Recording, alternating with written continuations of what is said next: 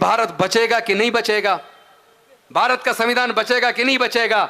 Actually Bharat के संविधान को वो इसलिए खत्म करना चाहते हैं क्योंकि भारत का संविधान सबको समान अवसर की बात करता है, सबके लिए समता, स्वतंत्रता, बंधुता, न्याय की बात करता है, सबके समान रूप से आगे बढ़ने की बात करता है, सबको समान शिक्षा की बात करता है, समान अवसर की बात करता है, काम के अधिकार की बात करता है।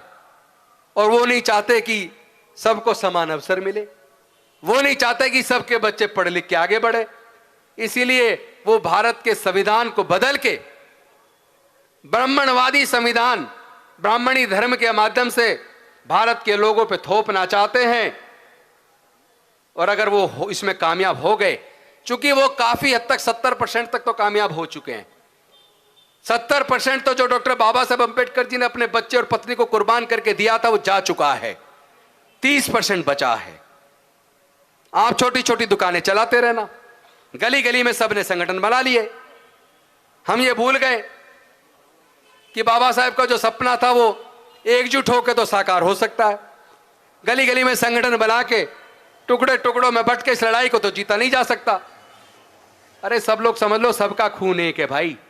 मुझे तो कोई एक एग्जाम्पल बता दो, कोई व्यक्ति गंभीर रूप से बीमार हुआ हो और डॉक्टर उसको कहे कि तुम्हारा बड़ा ऑपरेशन होना है, तुम्हारे ऑपरेशन के लिए कम से कम 20 यूनिट ब्लड चाहिए। मुझे पूरे दुनिया से केवल एक एग्जाम्पल बता दो जिसका ऑपरेशन होना है वो ये कहे मुझे केवल मुस्लिम का ब्लड चाहिए, या मुझे केवल ईसाई का ब्लड चाहिए, या मुझे केवल ब्राह्मण का ब्लड चाहिए।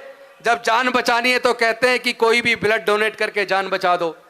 इसका मतलब कुदरत ने तो सबको इंसान पैदा किया, चालाक इंसानों ने हमें जाति और धर्म में बांट दिया। अब समय आ गया है सच्चाई को जानने का, सच को मानने का, और रणनीति बहुत जल्दी हम बंद कमरे में तय करेंगे। आप चिंता ना करें, और रणनीति में बिल्कुल भी यहां चर्चा नहीं करूंगा।